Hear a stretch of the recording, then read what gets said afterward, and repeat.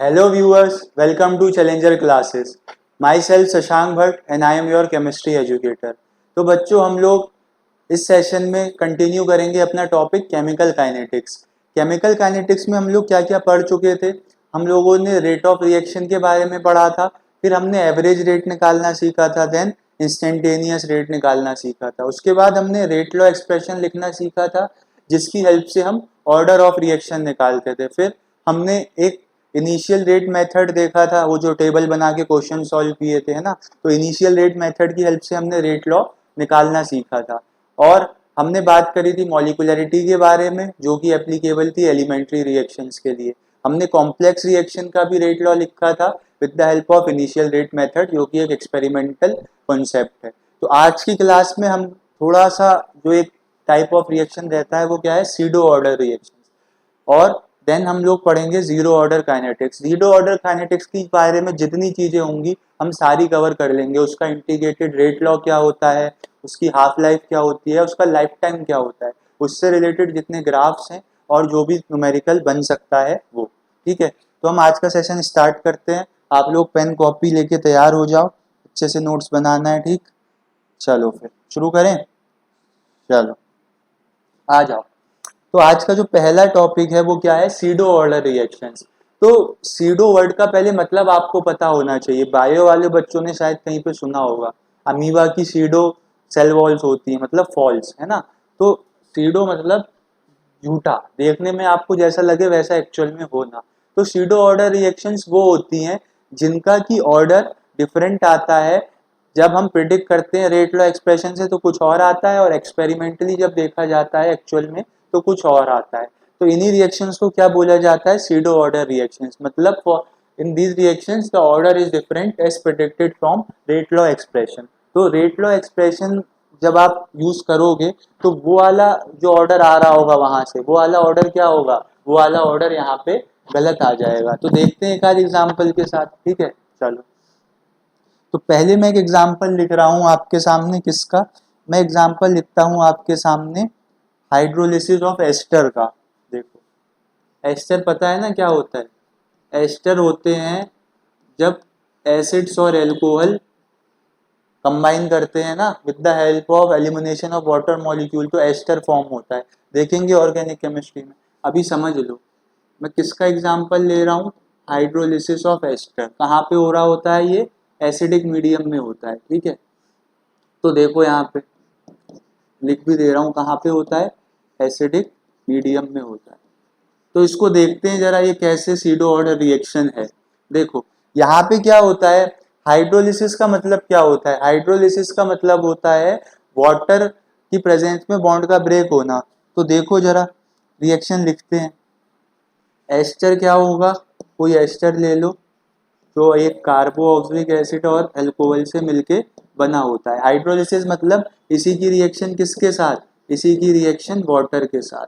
तो अब आपको जो प्रोडक्ट मिलेंगे वो क्या मिलेंगे, देखो वाटर आएगा तो यहाँ से कार्बोक्सिलिक एसिड वाला पार्ट अलग कर जाएगा और अल्कोहल वाला पार्ट अलग कर जाएगा। अभी टेंशन मत लो, ऑर्गेनिक का पार्ट है, वहाँ पे अच्छे से डिटेल में पढ़ेंगे ये कैसे प्रोडक्ट बनता है। तो अब क्या सर यहाँ पे क्या झूठ है क्या सच है, मतलब क्या सीडो बात है। देखो यहाँ पे जब आप क्या करोगे, यहाँ पे अब आप ऑर्डर लिखो किससे, यहाँ पे अब आप ऑर्डर लिखो रेट लॉ एक्सप्रेशन से। देखो लिख के बताओ जरा मुझे। देखो लिखें, तो रेट लॉ एक्सप्रेशन यहाँ पे क्या कहेगा कि जो रेट ऑफ रिएक्शन होगा वो क्या होगा, वो रेट ऑफ रिएक्शन आपका डायरेक्टली प्रोपोर्शनल हो जाएगा किसके, ये आपका जो रिएक्टेंट है एस्टर, इसकी कंसंट्रेशन के, और जो वाटर है उसकी कंसंट्रेशन के। अब सर यहाँ पे कोफिशिएंट तो 1 1 है, तो क्या पावर में भी 1 चला जाएगा। तो ये कैसे डिसाइड होता है, ये डिसाइड होता है basis of the reaction. Reaction कैसी है, अगर मैं बोल देता हूँ कि बेटा ये आपके पास क्या है, ये आपके पास एलिमेंट्री रिएक्शन है, अगर मैंने इतनी बात बोल दी तब तो आप बोलोगे हाँ सर जो स्टाइचियोमेट्रिक कोफिशिएंट है उसको आप कहाँ लगा दो, पावर्स में लगा दो। तो मैंने ये बात बोल दी कि ये रिएक्शन कैसी है, एलिमेंट्री रिएक्शन है। तो मतलब जो इनका कोफिशिएंट होगा वही यहाँ पे पावर्स में चला जाएगा। तो ये क्या था, ये हमने प्रिडिक्ट किया था, मतलब प्रिडिक्टेड रेट लॉ था ये वाला, ये प्रिडिक्टेड जो हम प्रिडिक्ट कर सकते थे, या एक्सपेक्टेड बोल लो, है ना, ये हमारा प्रिडिक्टेड रेट लॉ था। तो यहाँ से मुझे बताओ ऑर्डर क्या आ रहा है, यहाँ से ऑर्डर आपके पास 2 आ जाएगा 1+1 करके, है ना, और मॉलिकुलैरिटी क्या आ जाएगी, मॉलिकुलैरिटी मतलब नंबर ऑफ मॉलिक्यूल्स जो कोलाइड कर रहे हैं वो भी 2 आ जाएंगे। लेकिन जब इसको एक्चुअल में देखा गया तो इसका ऑर्डर 2 नहीं आता था, मतलब कुछ ना कुछ तो लोचा हुआ होगा यहाँ पे। देखने में आपको लग रहा है क्या कि 2 मॉलिक्यूल्स हैं, तो मॉलिकुलैरिटी 2, ठीक बात है। जब आपने रेट लॉ लिखा आपने देखा कि ये रिएक्शन एलिमेंट्री थी, तो एलिमेंट्री रिएक्शन में हम स्टाइचियोमेट्रिक कोफिशिएंट को कंसंट्रेशन टर्म की पावर में ले जाते हैं, और ऑर्डर की डेफिनेशन क्या होती थी कि sum of the powers of concentration term in rate law expression. तो उसके हिसाब से तो ये 2 आ रहा है ना, तो कुछ तो गड़बड़ हुई है। तो देखो इसको ऐसे समझो, ये नोट कर लो जरा, फिर मैं इसको रब करता हूँ। देखो यहाँ पे क्या हुआ है, ये नोट कर लो इतना, ठीक। देखो अब मैं इसको समझाता हूँ कि इसका ऑर्डर अगर 2 नहीं आ रहा है तो क्या आ रहा है, वो भी रब हो जाएगा। अब देखो, है ना, अगर इसका ऑर्डर 2 नहीं आ रहा है तो सर बताओ क्या आ रहा है। तो इसके लिए आपको थोड़ा सा एक्सपेरिमेंटली सोचना पड़ेगा। देखो मैंने बोला आपके पास एस्टर के क्या थे, एस्टर का आपके पास 1 मोल था इन स्टार्टिंग में, और वाटर के आपके पास कितने थे, 1000 मोल्स थे, ठीक। ये इनिशियल बात चल रही है जब आपने रिएक्शन स्टार्ट करी। और अगर मैं कुछ देर बाद बात करूं, है ना, आफ्टर सम टाइम, कुछ देर बाद अगर मैं बात करूं, तो बताओ यहां से क्या होगा, रिएक्शन की स्टाइचियोमेट्री से आपको क्या पता लगता है कि सर 1 मोल एस्टर का 1 मोल वाटर के साथ रिएक्ट करेगा, तब हमारे पास 1 मोल कार्बोक्सिलिक एसिड और 1 मोल एल्कोहल मिलेगा। तो यहाँ पे देखो अगर इसका 1 मोल रिएक्ट करेगा तो इसका भी 1 मोल करेगा, यानी कि ये तो खत्म हो जाएगा, लिमिटिंग रिएजेंट तो खत्म हो जाता है। फिर कौन बच रहा है, ये 1 मोल यूज हुआ होगा तो बचे कितने रह जाएंगे, ये 999 मोल्स बचे रह जाएंगे। और वहां पे क्या होगा, पहले तो प्रोडक्ट नहीं रहा होगा, बाद में ये 1-1 मोल बन जाएंगे। आई बात समझ क्यों करा रहा हूं मैं ये। देखो अब तुम यहां से देखो रेट लॉ लिखने की कोशिश करो। देखो रेट लॉ क्या होगा, रेट कांस्टेंट और तुम्हारे एस्टर की कंसंट्रेशन C2H5, है ना, पावर 1 और वाटर की कंसंट्रेशन। तो मुझे बताओ क्या वाटर की कंसंट्रेशन में कुछ चेंज आ रहा है भाई। आप अगर एक बड़े इतने ओशियन में से 1 मग पानी निकाल भी लोगे तो क्या ओशियन की कंसंट्रेशन पे फर्क पड़ेगा, कुछ नहीं, नेग्लिजिबल सा चेंज आएगा। तो वही यहाँ पे हुआ कि भाई 1000 मोल में से 1 मोल कम हो गया तो क्या फर्क पड़ता है। तो इस वाले टर्म को हम नियरली क्या मान लेते हैं, कांस्टेंट। क्यों, क्योंकि वाटर यहाँ पे एक्सेस अमाउंट में था, ठीक है। तो जब ये वाला टर्म आपके पास कांस्टेंट ही हो जाएगा, मतलब पावर 0 हो जाएगी, तो ये 1 आ जाएगा। तो फिर यहाँ से क्या होगा कि जो आपके पास एक्चुअल में रेट लॉ आता है वो किसे कंप्राइज करता है, वो कंप्राइज करता है केवल इतने से टर्म को, है ना। तो ये हमारे पास क्या है, ये हमारे पास एक्चुअल रेट लॉ है। वो हमने देखा था, जो पहले वाला क्या था, प्रेडिक्टेड था। तो ये क्या है हमारे पास, ये एक्चुअल रेट लॉ है। तो यहां से देख के मुझे बताओ ऑर्डर क्या आ रहा है ना। यहां से देखोगे जब आप, तो आप बोलोगे सर यहाँ पे ऑर्डर क्या है, यहाँ पे ऑर्डर है 1 और मॉलिकुलैरिटी है क्या, मॉलिकुलैरिटी है 2। तो हो गया ना घपला। आपने रेट लॉ एक्सप्रेशन से देखा कि ऑर्डर 1+1 2 आना चाहिए, लेकिन एक्चुअली आया क्या, 1। तो ऐसे ही जब ये झूठ मूठ बातें होती हैं तो उन्हीं को हम क्या बोलते थे, सीडो ऑर्डर रिएक्शन। तो इस रिएक्शन का क्या नाम हो जाएगा, इस रिएक्शन का नाम हो जाएगा सीडो फर्स्ट ऑर्डर रिएक्शन, क्योंकि ये फर्स्ट ऑर्डर है ना, सीडो फर्स्ट ऑर्डर। और मॉलिकुलैरिटी भी लिखना चाहो तो बाई मॉलिकुलर रिएक्शन, या केवल अगर आपसे सीडो फर्स्ट ऑर्डर पूछेगा तो भी आप यही एग्जाम्पल से समझा दोगे। बताओ समझ आया कि नहीं आया, दिख रहा है ना इधर, हाँ देखो सीडो ऑर्डर रिएक्शन समझ में आई क्या होती हैं, जहां पे रेट लॉ एक्सप्रेशन से जो ऑर्डर निकले और एक्चुअल में जो ऑर्डर हो वो डिफरेंट हो, इतनी सी बात है। और ऐसी रिएक्शन होने के चांसेस कब रहेंगे, जबकि आपका एक रिएक्टेंट बहुत ज्यादा एक्सेस में हो और एक रिएक्टेंट आपका कम अमाउंट में हो, ठीक है। इसको नोट करो, एक और एग्जांपल दिखाता हूं आपको, कर लो। पहले ये लिखना, ठीक, फिर वो लिखना। चलो इसको रब कर दें, रब करते हैं, एक और एग्जाम्पल से हम समझते हैं। देखो एक और एग्जाम्पल जो हमारे पास है वो क्या है, वो है हमारे पास हाइड्रोलिसिस ऑफ एस्टर हो गया था। अब हम करेंगे क्या, अब हम करते हैं हाइड्रोलिसिस ऑफ सुक्रोज, है ना, सुक्रोज की बात करते हैं। सुक्रोज क्या होता है, सुक्रोज भी बेटा ऑर्गेनिक में आएगा, कहाँ पे, बायोमोलिक्यूल्स में, है ना। पूरी एक रिएक्शन होगी इन्वर्जन ऑफ केन शुगर। तो देखो इस रिएक्शन में क्या हो रहा होता है, देखो ये रिएक्शन हो, पहले सुक्रोज पता होना चाहिए, सुक्रोज होता है C12H22O11, है ना। इसकी भी हाइड्रोलिसिस होती है, कहाँ पे होती है, एसिडिक मीडियम में। और हमें क्या मिल जाता है, हमें एक मॉलिक्यूल ग्लूकोज का मिल जाता है और एक मॉलिक्यूल फ्रक्टोज का मिल जाता है। तो ग्लूकोज का मॉलिक्यूल C6H12O6, फ्रक्टोज भी तो इसी का भाई है ना, आइसोमर है, तो ये हो जाता है। ठीक है, अब देखो यहाँ पे भी वाटर क्या रहता है, एक्सेस अमाउंट में रहता है। तो अगर आप यहाँ से रेट लॉ लिखते हो, है ना, आपका रेट लॉ क्या कहता है कि सर रेट कांस्टेंट और सुक्रोज की concentration raise to the stoichiometric coefficient 1, फिर वाटर की concentration raise to the stoichiometric coefficient 1।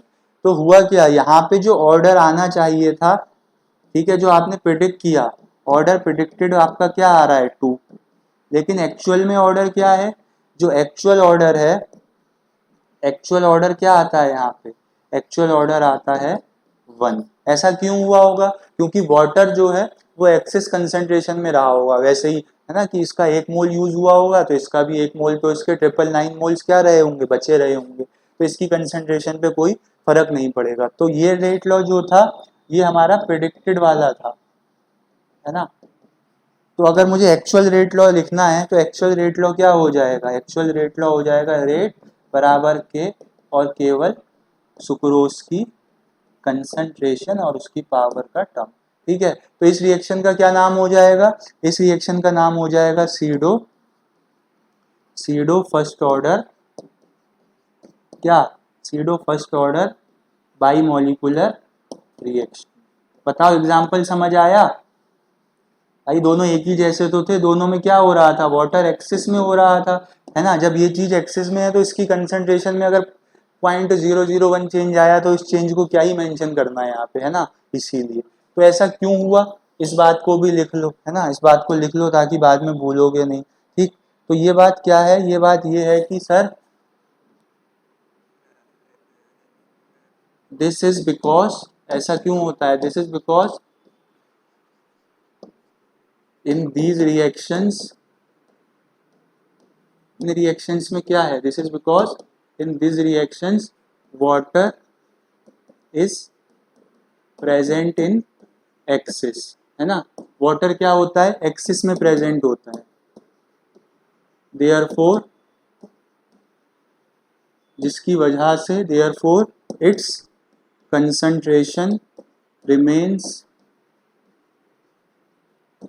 Nearly same, मतलब उसकी कंसंट्रेशन में कोई चेंज ही नहीं आया, सेम ही रही, इसीलिए हम उसको फिर नेग्लेक्ट कर देते हैं। तो बताओ ये बात समझ में आई। ठीक है, इसको लिख लो, दो एग्जाम्पल मैंने आपको बताए, पहला क्या, हाइड्रोलिसिस ऑफ एस्टर, फिर दूसरा हाइड्रोलिसिस ऑफ सुक्रोज। इसको एक और रिएक्शन, एक और नाम से जाना जाता है, क्या, इन्वर्जन ऑफ केन शुगर नाम से भी जाना जाता है। तो अगर कहीं इस नाम से पूछ लिया कि ये रिएक्शन किस टाइप की है, तो भी आप बता दोगे ये किस टाइप की है, सीडो फर्स्ट ऑर्डर टाइप की। ठीक है, तो ये बात हो गई आपके सामने, चलो नोट कर लो। तो pseudo first order reaction 1 marks में आ सकता है शॉर्ट नोट्स लिखने में, या एग्जाम्पल दे के पूछ लेगा ये रिएक्शन का नाम क्या है। ठीक है, तो ऑर्डर तो रेट लो एक्सप्रेशन से आए, लेकिन मॉलिकुलरिटी दोनों केस में सेम रहती, क्योंकि मॉलिक्यूल्स तो दो ही कोलाइड कर रहे हैं ना। ठीक है, चलो लिख लो, आगे बढ़ते हैं, फिर हम जीरो ऑर्डर काइनेटिक्स स्टार्ट करेंगे। ठीक है, मतलब अब एक्चुअल में काइनेटिक्स का आपको रोल पता लगेगा कि रिएक्शन का रेट यानी कितने टाइम में खत्म होती है। ठीक है, ये सब बातें देखेंगे। चलो रब कर दूं, इसको लिख लो, रब कर रहा हूँ, फिर सीक्वेंस में लिखा करो। ठीक है, जैसे मैं लिख रहा होता हूँ उसी सीक्वेंस में, बोर्ड में आगे पीछे हो जाता है, कोई दिक्कत। चल अब हमें क्या पढ़नी है, अब हमें पढ़नी है जीरो ऑर्डर काइनेटिक्स। तो जीरो ऑर्डर काइनेटिक्स के बारे में मुझे बताओ, क्या जानते हो। जीरो ऑर्डर काइनेटिक्स का मतलब वो रिएक्शंस जिनका ऑर्डर जीरो हो, सिंपली। ठीक, तो अगर मैं कोई एक आर्बिटरली जीरो ऑर्डर मतलब रिएक्शन लिखता हूँ, जैसे कि क्या, कि ए से हमें क्या मिल रहा है, ए से हमें प्रोडक्ट मिल रहा है, ठीक, ये मैंने आपके सामने रिएक्शन लिख दी। तुम्हें पहले से पता है कि इसका ऑर्डर क्या है, जीरो। अब जीरो ऑर्डर है तो यहाँ से रेट क्या लिख दोगे, रेट क्या होता था, रेट लॉ एक्सप्रेशन याद करो, आ रहा है याद कुछ कुछ। देखो रेट लॉ कैसे लिखते थे, रेट बराबर रेट कांस्टेंट और रिएक्टेंट की concentration raise to the power, क्या, जो पावर होती थी वही ऑर्डर होता था, यानी कि अगर दो रिएक्टेंट है तो उन दोनों पावर्स का सम, एक रिएक्टेंट है तो उसी की जो पावर होगी वही रिएक्शन का ऑर्डर होगा। तो यहाँ मैं पहले से बोल रहा हूँ कि रिएक्शन जीरो ऑर्डर है और रिएक्टेंट भी एक ही है, तो उसकी पावर में क्या चला जाएगा, उसकी पावर में जीरो चला जाएगा, जाएगा कि नहीं जाएगा। तो यहाँ से आपके सामने क्या आ जाएगा, रेट, रेट आपका सामने आ जाएगा कांस्टेंट, क्योंकि किसी भी चीज की पावर क्या होती है, जीरो, वन होती है। मतलब क्या, मतलब जीरो ऑर्डर रिएक्शन को रिएक्टेंट की कंसंट्रेशन से कोई मतलब नहीं है, आपने स्टार्टिंग में कितना लिया वो तो कांस्टेंट रहेगी, ठीक। तो अगर यहाँ पे ग्राफ बनाने को आता है आपके लिए, किस चीज का, किस चीज का ग्राफ बनाने को आता है, देखो अभी बताएंगे। तो देखो यहाँ पे अगर आपके सामने ग्राफ बनाने को आता है इसका, कंसंट्रेशन ऑफ ए है ना, और टाइम का, ये यहाँ पे मैं रेट कर देता हूँ, rate of reaction versus time कर देता हूँ, ठीक। यहाँ पे क्या कर देते हैं, यहाँ पे rate of reaction versus time कर देते हैं, आर ओ आर। तो रेट ऑफ रिएक्शन बताओ टाइम के साथ कैसे वेरी करेगा। एक्चुअल में तो ये होना चाहिए था कि सर स्टार्टिंग में रिएक्टेंट ज्यादा होता, धीरे धीरे रिएक्टेंट खत्म होने लगता, तो रेट ऑफ रिएक्शन भी कम होने लगती। बट यहाँ आप देख रहे हो कि रिएक्टेंट की कंसंट्रेशन पे कोई फर्क ही नहीं पड़ रहा है, फर्क नहीं पड़ रहा है, तो रेट ऑफ रिएक्शन क्या हो जाएगा, कांस्टेंट, है ना, और यहाँ दिख भी रहा है कांस्टेंट है। तो ये बात हो गई, ये तो था रेट लॉ एक्सप्रेशन से। अब मुझे बताओ, तुम्हें एक और तरीका आता है ना रेट लिखने का, कौन सा, इंस्टेंटेनियस रेट वाला। वो कैसे लिखते थे, देखो वो ऐसे लिखते थे कि रेट ऑफ रिएक्शन जो होता है वो क्या हो जाता है, रिएक्टेंट है तो वो कम हो रहा है तो माइनस का साइन है ना, और स्टैच्यूमेट्रिक कोफिशिएंट वन है तो वन से डिवाइड करोगे तो वन रहेगा, और इसकी कंसंट्रेशन में जो चेंज आया और जो टाइम में चेंज आया, ऐसे भी तो हम रेट लिखते थे, याद करो जब एवरेज रेट लिखना बताया था, लिखते थे कि नहीं लिखते थे। तो एक इक्वेशन मेरे पास ये हो गई और एक इक्वेशन मेरे पास क्या हो गई, ये वाली। तो अगर मैं इन दोनों इक्वेशंस को इक्वेट करूं, इसको हम डिफरेंशियल रेट लॉ भी बोलते हैं ना, इसको, क्योंकि वो डिफरेंशिएशन वाली टर्म आ गई तो इसको हम क्या बोलते हैं, इसको हम डिफरेंशियल रेट लॉ भी बोल देते हैं, ठीक है। अब देखो, अब मैं क्या बोल रहा हूं, मैं कह रहा हूं आप इक्वेट करो, किसे, equating one and two, first और सेकंड इक्वेशन को आपको क्या करना है, आपको इन्हें इक्वेट करना है। तो देखो इक्वेट कैसे करेंगे, रेट तो दोनों तरफ लेफ्ट हैंड साइड में मतलब इक्वल, तो अब इन दोनों चीजों को इक्वेट जब करोगे आप तो ये कैसा आ जाएगा, ये कुछ ऐसा आ जाएगा, है ना। डीए को एक तरफ रख लो और माइनस के डी टी को एक तरफ लिख लो। अब आपको क्या करना है, ये तो डिफरेंशिएशन के टर्म्स में, मतलब छोटे चेंजेस के लिए। अब रिएक्शन कोई छोटे टाइम के लिए थोड़ी होगी, रिएक्शन तो एक बड़े इंटरवल के लिए होगी। तो ऐसे केसेस में जब हमें छोटे से पार्ट की वैल्यू पता होती है और बड़े पार्ट की निकालनी होती है, तो हम क्या करते हैं, उन छोटे छोटे पार्ट्स को ऐड कर देते हैं। तो इसी एडिशन को मैथ्स में क्या बोला जाता है, इंटीग्रेशन। तो यहाँ पे हम क्या करेंगे, यहाँ पे हम इंटीग्रेशन करेंगे, देखें चलो। अब हम क्या करते हैं, इंटीग्रेटिंग ऑन बोथ साइड्स, है ना। यहाँ पे आप इंटीग्रेशन कर दोगे दोनों साइड्स पे, और with in both sides with in proper limit, है ना, लिमिट भी लगानी पड़ेगी। दो टाइप का इंटीग्रेशन होता था ना, क्या, डेफिनेट और इनडेफिनेट। तो डेफिनेट में हम लिमिट भी लगाते थे, तो यहाँ पे हम लिमिट लगा के इंटीग्रेशन कर देंगे। तो देखो क्या क्या इंटीग्रेशन होगा, यहाँ तो आपका ये वाला पार्ट इंटीग्रेट होगा, एक ही कंसंट्रेशन, और यहाँ पे क्या होगा, माइनस अगर बाहर भी रख देते हो तो के डी टी। अब सर लिमिट क्या लगाएं, देखो लिमिट डिसाइड करता है डिफरेंशिएशन, जिस चीज को आप डिफरेंशिएशन कर रहे होते हो उसी की लिमिट वेरी करते हो। तो देखो स्टार्टिंग में आपके पास कंसंट्रेशन कुछ रही होगी, उसको अगर मैं ए नॉट से डिनोट कर दूं, ठीक है, ये हो जाएगा। और कुछ कंसंट्रेशन आपके पास क्या रही होगी फाइनल, है ना, तो फाइनल कंसंट्रेशन क्या हो जाएगी आपके पास ए। तो यहाँ पे कौन सी चीज क्या है, देखो यहाँ पे जब आप इंटीग्रेट करोगे इसे तो आपके पास क्या क्या चीजें आ जाएंगी, देखो यहाँ पे मैंने क्या, और यहाँ पे टाइम के साथ क्या करोगे, पहले टाइम कुछ इनिशियल 0 रहा होगा, कुछ देर बाद t रहा होगा। तो यहाँ पे मैं डिफाइन कर दूं पहले कौन कौन से वेरिएबल क्या है, वेयर ए क्या है, यहाँ पे ए नॉट क्या है, ए नॉट है इनिशियल कंसंट्रेशन, किस चीज की, रिएक्टेंट की होगी ना भाई, है ना, इनिशियल कंसंट्रेशन ऑफ रिएक्टेंट। तो ए नॉट क्या है हमारे पास, इनिशियल कंसंट्रेशन ऑफ रिएक्टेंट है, ठीक है। उसके बाद ए क्या है, ए कंसंट्रेशन है किसकी, कंसंट्रेशन ऑफ रिएक्टेंट, कब, आफ्टर टाइम टी, है ना, टी टाइम बाद। और टी क्या है, टी यहाँ पे टाइम है, टाइम इन विच कंसंट्रेशन, उस टाइम जब कंसंट्रेशन आपकी चेंज हो रही है, in which concentration changes from A naught to A, मतलब पहले आपके पास ए नॉट था इनिशियल कंसंट्रेशन, यानी कि पहले रिएक्टेंट की कंसंट्रेशन ए नॉट थी, जैसे जैसे रिएक्शन आगे बढ़ी रिएक्टेंट की कंसंट्रेशन ए रह गई, कितने टाइम में, टी टाइम में। के क्या होता है यहाँ पे, के रेट कांस्टेंट होता है। तो अब आपको सारे टर्म्स पता लग गए, अब आप इंटीग्रेशन कर सकते हो। तो देखो इंटीग्रेशन क्या होता है, इंटीग्रेशन होता है अगर कोई कांस्टेंट टर्म है तो वही इंटीग्रेशन आ जाता है। मतलब देखो डिफरेंशिएशन और इंटीग्रेशन एक दूसरे के अपोजिट है। अगर ऐसे कहीं पे डी लिखा हो, है ना, और उसी चीज को डिफरेंशिएट करना हो, उसी चीज को इंटीग्रेट करना हो, तो वही चीज आ जाती है। जैसे डी ए का इंटीग्रेशन क्या हो जाएगा, ए हो जाएगा। तो मैं इसको रब कर दूं यहाँ पे, देखो ये लिख लो पहले, सब दिख रहा है ना बोर्ड पे, हाँ चलो इसको रब कर रहा हूं मैं, ठीक है। उसको इंटीग्रेट करूंगा तो इतना ही पार्ट करता हूँ पहले रब, देख लो मैं रब करने वाला हूँ, लिख लो पॉज करके, ठीक है। चलो देखो क्या बात कर रहे थे हम कह रहे थे भाई हमें उसे इंटीग्रेट करना है। तो जब आप इंटीग्रेट करोगे तो डीए का इंटीग्रेशन क्या आ जाएगा, ए आ जाएगा, ठीक। और यहाँ पे क्या करते हैं हम, लिमिट्स भी लगाते हैं। देखो लिमिट्स कैसे लगा दोगे, ये लोअर लिमिट है आपके पास और ये अपर लिमिट है, उधर क्या आ जाएगा, देखो माइनस का साइन तो है ही, और के क्या है, कांस्टेंट, कांस्टेंट का इंटीग्रेशन वही हो जाता है, और dt का क्या हो जाएगा, फिर t हो जाएगा, ठीक है। और इसमें क्या लिमिट आ जाएगी, 0 से t।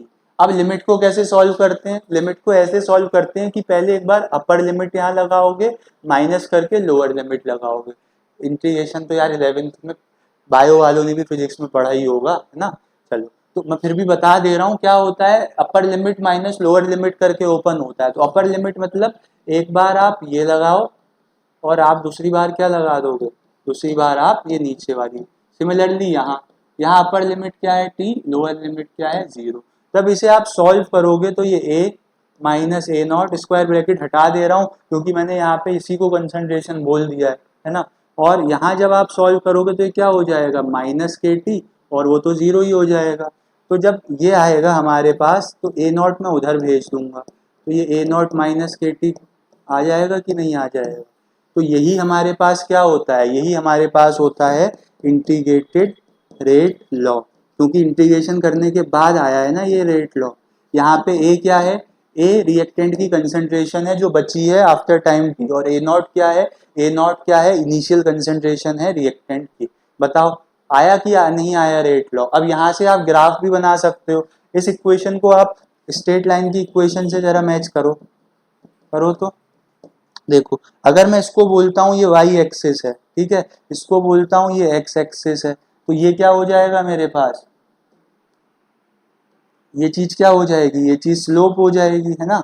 और ये चीज क्या हो जाएगी, इंटरसेप्ट x एक्सिस पे। तो अगर मैं ग्राफ बनाऊंगा तो ग्राफ कैसा आना चाहिए, किस किस के बीच बना रहा हूँ, देखो यहाँ पे एक ही कंसंट्रेशन है बची हुई, है ना, और यहाँ पे टाइम t है।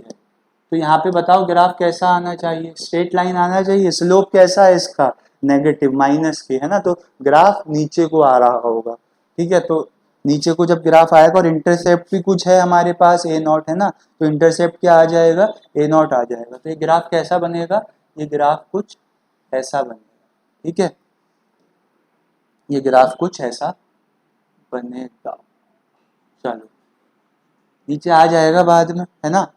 और क्या बताना है मुझे, इसमें स्लोप वगैरह बताना है। तो देखो यहाँ पे स्लोप क्या हो जाएगा, स्लोप हो जाएगा माइनस ऑफ रेट कांस्टेंट, और इंटरसेप्ट क्या हो जाएगा, इंटरसेप्ट हो जाएगा आपके पास initial concentration of reactant. Intercept मतलब ग्राफ वाई एक्सिस पे कहाँ कट कर रहा है, तो ग्राफ वाई एक्सिस पे आपका ए नॉट पे कट कर रहा है।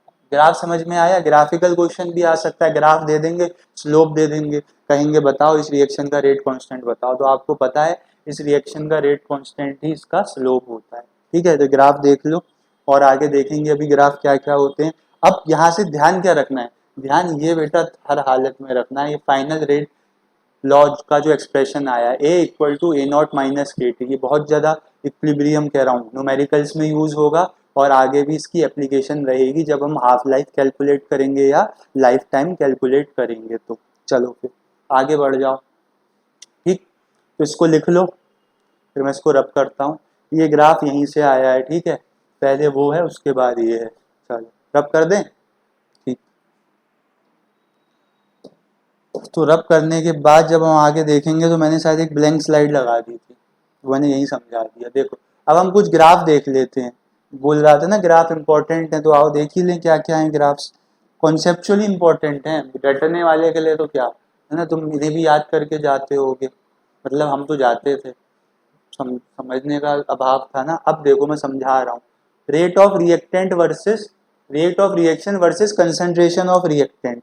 यानी कि अगर मैं बोलूं क्या कि यहाँ तुम्हारा रेट ऑफ रिएक्शन है, आर ओ आर से रिप्रेजेंट कर रहा हूँ वाई एक्सिस पे, ठीक, और एक्स एक्सिस पे क्या है तुम्हारे पास, कंसंट्रेशन ऑफ रिएक्टेंट है, यानी कि ये ऐसे करते। तो बताओ क्या फर्स्ट मतलब जीरो ऑर्डर की क्या रेट कंसंट्रेशन ऑफ रिएक्टेंट पे डिपेंड करती थी, तुमने देखा था, लिखा था रेट इक्वल टू के ए की पावर जीरो। अब ए की पावर जीरो हो गई तो वो वन हो गया, तो रेट बराबर क्या आ जाएगा के, यानी कि रेट को कंसंट्रेशन से मतलब ही नहीं है रिएक्टेंट के, तो रेट क्या रहता है, कांस्टेंट रहता है, उसे कंसंट्रेशन के साथ कोई मतलब नहीं है। तो ये ग्राफ ऐसा आ जाएगा। बहुत नीचे हो गया, चलो देख लेते हैं फिर क्या है, rate of reaction versus time.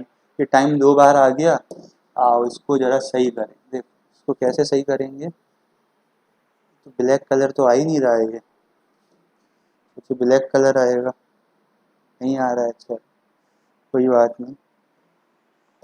Time दो बार आ गया बच्चा, ठीक है, इसका ध्यान रखना, टाइम दो बार आ गया है।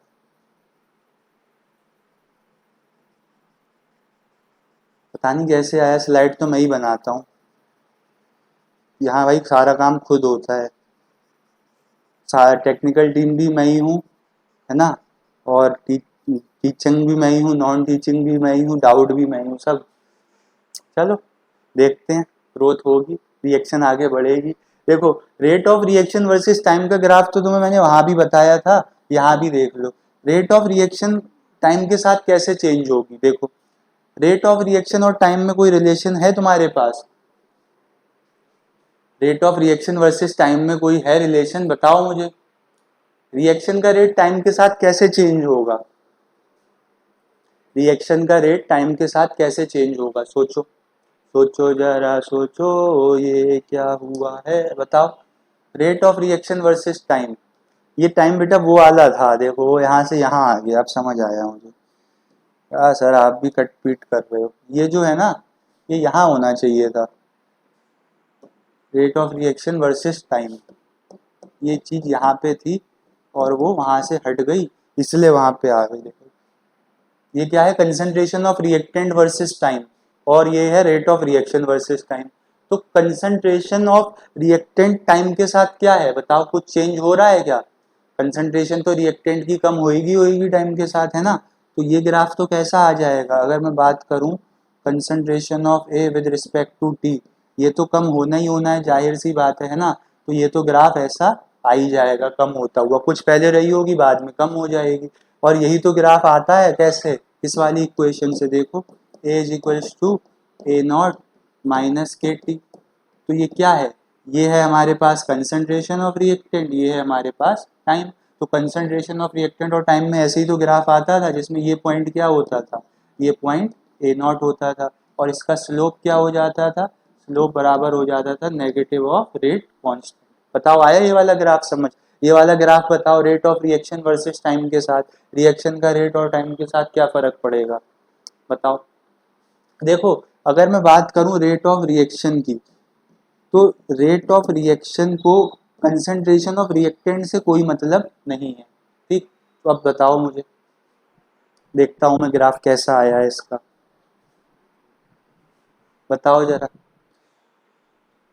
एक बार जरा मैं भी चेक कर लूं, डाउट हो रहा है कि ये ऐसा है भी क्वेश्चन या नहीं, लगाया तो मैंने ही है। ठीक है, हमारा क्वेश्चन क्या है, rate of reaction versus time.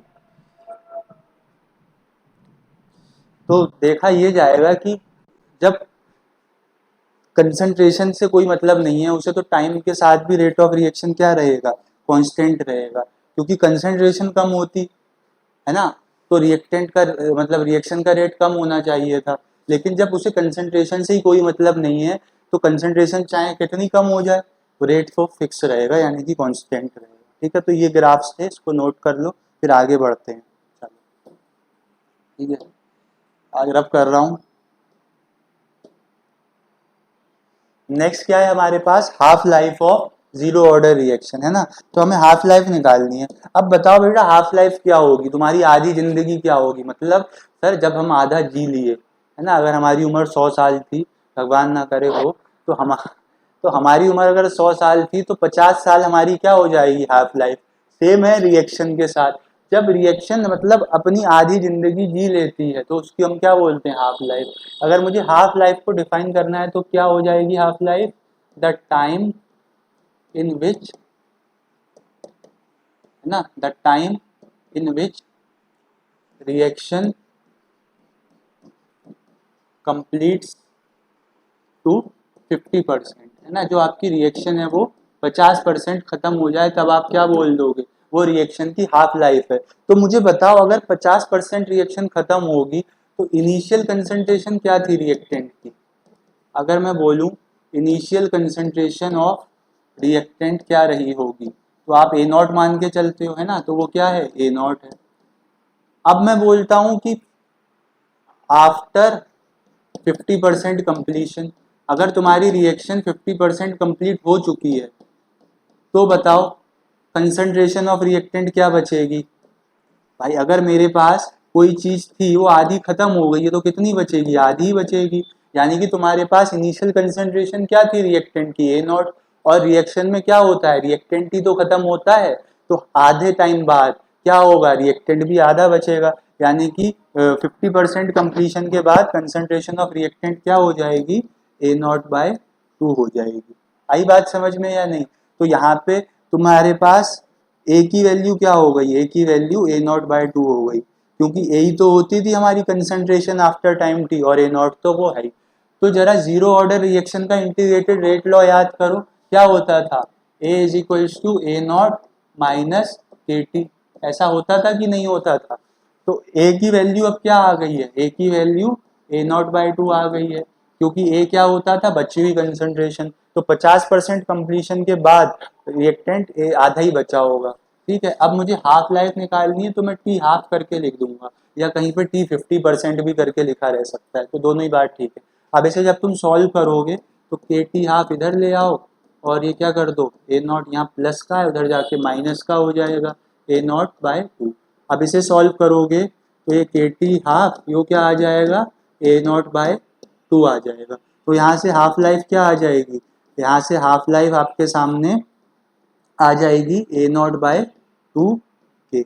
बताओ समझ आया कि नहीं आया, कैसे आई है बता दो, कसम है तुम्हें। क्या हुआ, कुछ नहीं, बस ए नॉट तो इनिशियल कंसंट्रेशन वैसे की वैसी रही, लेकिन हमने कहा कि बची कितनी रह जाएगी, तो हम बोल रहे हैं आधी रिएक्शन खत्म होने के बाद बताओ कितने रिएक्टेंट की कंसंट्रेशन बची रह जाएगी। तो जाहिर सी बात है कोई चीज अगर पहले पूरी थी तो आधे टाइम बाद आधी रह जाएगी। तो हमने इसीलिए उसको a0/2 पुट कर दिया। अब हम हाफ लाइफ निकाल रहे हैं तो t को हमने t हाफ लिख दिया, तो t हाफ की वैल्यू क्या आ गई, a0/2 के, यानी कि जो हाफ लाइफ है वो इनिशियल कंसंट्रेशन पे डिपेंड करती है। तो अगर मुझे यहाँ से ग्राफ बनाना हो किसका, अगर मुझे ग्राफ बनाना हो हाफ लाइफ का, हाफ लाइफ टाइम का, और किसका, और कंसंट्रेशन ऑफ रिएक्टेंट का, तो कैसा आएगा बताओ। देखो डायरेक्ट रिलेशन है ना, तो ग्राफ इंक्रीज होता हुआ आएगा। और स्लोप क्या हो जाएगा, स्लोप यहाँ पे हो जाएगा आपके पास क्या, 1/2k, क्योंकि इसको मैंने क्या वाई एक्सिस मान लिया, इसको एक्स एक्सिस मान लिया, तो बचा हुआ पार्ट क्या हो जाएगा, M Y equal to M X से जब आप कंपेयर करोगे इसको। ठीक है, तो हाफ लाइफ समझ में आया, बताओ आया कि नहीं आया हाफ लाइफ समझ। यार मुझे तो आ गया सर, आपको आता तभी तो पढ़ा रहे हो। देखो a0/2 के आ गया यहाँ पे, और ग्राफ भी आ गया, डायरेक्ट रिलेशन थी। अब हम लाइफ टाइम देखेंगे, लाइफ टाइम का मतलब इसकी पूरी जिंदगी, पूरी जिंदगी मतलब रिएक्शन पूरी कब खत्म होगी। तो चलो हाफ लाइफ को नोट करो, फिर आगे बढ़ते हैं। ठीक है, पॉज करके नोट करो। अब हमें क्या करना है, अब हमें कैलकुलेट करनी होगी फुल लाइफ, यानी कि लाइफ टाइम। देखो लाइफ टाइम का मतलब क्या, लाइफ टाइम का मतलब जब रिएक्शन पूरी खत्म हो जाए, है ना, द टाइम, लाइफ टाइम का मतलब क्या, द टाइम इन विच, है ना, कौन सा वाला time, the time in which reaction gets completed, है ना, यहाँ पे रिएक्शन क्या हो गई, यहाँ पे रिएक्शन कंप्लीट हो गई। ठीक है, चलो अब रिएक्शन जब खत्म हो जाएगी तो रिएक्टेंट का अमाउंट क्या बचेगा, भाई रिएक्शन हो ही रिएक्टेंट की वजह से रही थी। अब अगर रिएक्शन ही खत्म हो गई, हमारी जिंदगी ही खत्म हो गई, तो हम थोड़ी बचेंगे, हम भी खत्म है।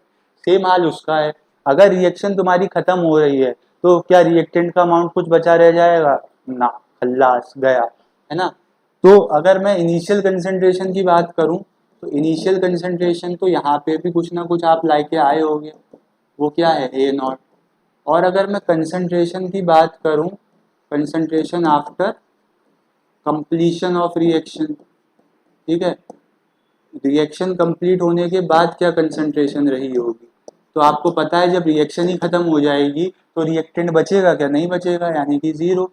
तो आपके पास ए की वैल्यू क्या आ गई, जीरो आ गई, ए नॉट की वैल्यू तो वो है ही। तो इसको आप जीरो ऑर्डर के इंटीग्रेटेड रेट लॉ में लगाओ, वो क्या होता था, वो होता था sir A equal to A not minus K T, A की वैल्यू जीरो और A not minus K T, है ना। के टी आप यहाँ पे अभी तो ये ऐसी रहने दो, जब आप पूरे उसकी लाइफ टाइम की बात करोगे तो एल एफ भी लिख देते हैं बुक्स में, या फिर 100% भी लिख देते हैं, मतलब रिएक्शन कंप्लीट हो गई। के टी को इधर ले आओ, है ना, वहाँ क्या बचेगा, ए नॉट, और यहाँ पे क्या आ जाएगा, ये आ जाएगा आपके पास ए नॉट बाय के।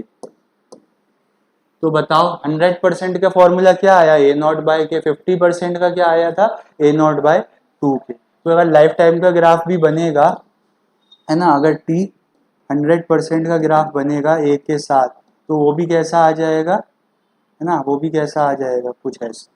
और इसका स्लोप इस बार 1/2k के बराबर ना होके केवल 1/k के बराबर रहेगा। तो बताओ लाइफ टाइम कैलकुलेट करना आ गई, है ना, बुक में हाफ लाइफ ही दिया है, और लाइफ टाइम भी देख लो, यहाँ से तुम्हें अप्लाई करना आ जाएगा कि हमें बच्चों की कंसंट्रेशन कैसे लिखनी है, वैसे ही न्यूमेरिकल में लिख दोगे फिर। ठीक है, चलो फिर आगे सॉल्व करें इसको, मतलब आगे क्वेश्चन करते हैं। ठीक, चलो फिर इसको रब करता हूँ, तो क्वेश्चन शायद तो मैंने लगाया है, देखो हाँ लगा हुआ है। क्वेश्चन क्या कह रहा है, क्वेश्चन कह रहा है कि आप एक जीरो ऑर्डर रिएक्शन कंसीडर करो जिसमें कि ए से आपको प्रोडक्ट मिल रहे हैं। फिर कह रहा है कि टाइम जो है 50% कंप्लीशन के लिए कितना है, 2 मिनट। तो वो कह रहा है टाइम बताओ 75% कंप्लीशन ऑफ रिएक्शन के लिए क्या होगा। ठीक है, बता देंगे सर, कोई दिक्कत नहीं, जरा सोचो एक बार फिर से। 50% जब रिएक्शन कंप्लीट होती है तो आपको वो वाला टाइम बता है, अब आपको 75% वाला टाइम बताना है। दो तरीके हैं इस क्वेश्चन को सॉल्व करने के। देखो पहला तरीका तो ये कि आपको पता होना चाहिए क्या, रेट लॉ जीरो ऑर्डर के लिए, सारी बात जीरो ऑर्डर की चल रही है, तो ये क्या होता है, ए नॉट माइनस के टी। तो अगर मैं 50% कंप्लीशन की बात करूं, 50% कंप्लीशन का मतलब क्या, अगर आपके पास इनिशियल कंसंट्रेशन क्या थी, ए नॉट, है ना, तो मैं क्या बात कर रहा हूँ, मैं बात कर रहा हूँ आफ्टर 50% कंप्लीशन। तो बची हुई कंसंट्रेशन क्या रह जाती है, बची हुई कंसंट्रेशन ए नॉट बाय 2 रह जाती है कि नहीं रह जाती है। तो यहाँ से देखो आपके पास क्या आ जाएगा, और इस चीज के लिए आपको टाइम कितना लग रहा है, टाइम आपको लग रहा है 2 मिनट्स, ठीक है। तो सारी वैल्यूज जरा यहाँ पुट करो करो। ए की वैल्यू क्या है, ए की वैल्यू है ए नॉट बाय 2, और ए नॉट की वैल्यू तो ए नॉट है ही माइनस के, और टी की वैल्यू क्या है, टी हाफ की मतलब 2 मिनट्स। तो जब इसे आप सॉल्व करोगे तो देखो क्या आएगा, यहाँ से इसको 2k को मैं इधर ले जा रहा हूँ, और ए नॉट ऐसे ही, और ए नॉट बाय 2 इधर ले आया, ठीक। तो ये क्या आ गया, ये आ गया आपके सामने 2 ए नॉट माइनस ए नॉट, यानी कि ए नॉट बाय 2। तो मेरे भाई ये ए नॉट बाई 4 आ गया आपके पास क्या, रेट कांस्टेंट। आपको रेट कांस्टेंट पता लग गया रिएक्शन का। तो चाहे वो रिएक्शन 50% कंप्लीट हो, चाहे वो रिएक्शन कितनी कंप्लीट हो, 100%, 70%, 80%, उस रिएक्शन का क्या, माइक निकल गया,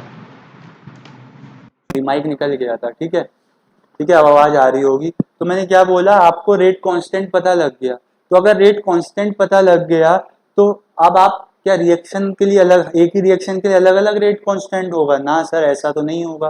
तो आपकी रिएक्शन सेम है, अब रिएक्शन सेम है तो रेट कांस्टेंट भी सेम रहेगा। तो अगर मैं बात करूं कितनी, 75% कंप्लीशन के लिए, तो 75% कंप्लीशन का मतलब मुझे बताओ, इनिशियल कंसंट्रेशन क्या, वो तो सर ए नॉट ही रहेगी, ठीक।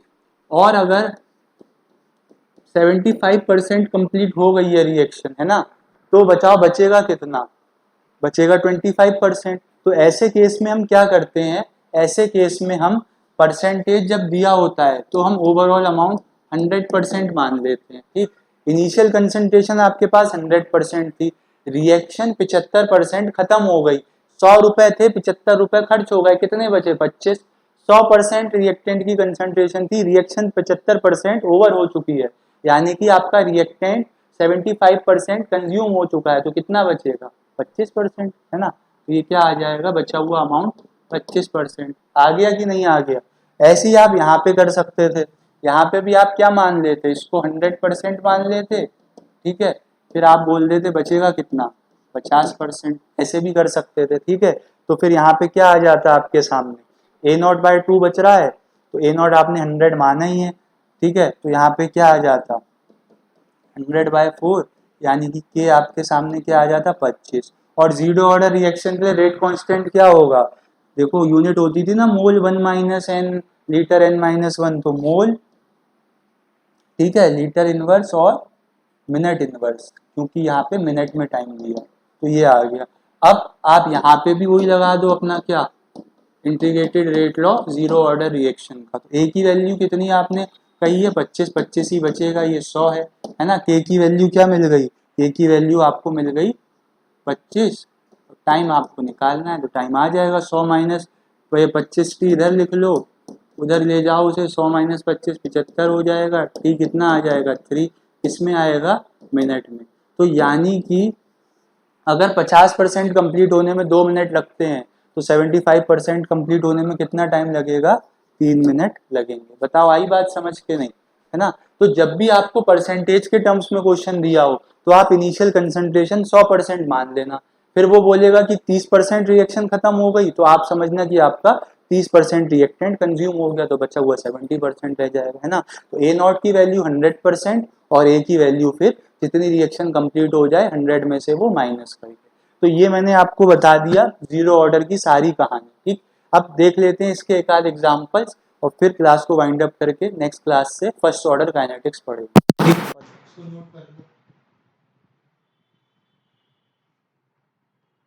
माइक बहुत बार गिर रहा है ना, माइक बार बार गिर जा रहा है। चलो इसको साइड कर दूं। देखो अब मैं क्या बोल रहा हूँ, मैं बोल रहा हूँ कि आप नोट कर लो इसको, है ना, फिर मैं इसको रब कर रहा हूँ, कर लो नोट, ठीक है, दिख रहा है सब, करो। फिर मैं आपको एग्जांपल बताता हूँ जीरो ऑर्डर के। चलो देखो, अब कुछ एग्जांपल्स हैं काहे के जीरो ऑर्डर रिएक्शंस के, ठीक है। तो हमने जीरो ऑर्डर रिएक्शन पढ़ी, अब एक्चुअल में ये कौन सी होती हैं। तो जो फोटोकेमिकल रिएक्शंस होती है ना सारी, वो जीरो ऑर्डर होती है। सारी तो नहीं, कुछ पर्टिकुलर हैं। देखो यहाँ भी 1 आ गया, 2 होना चाहिए था।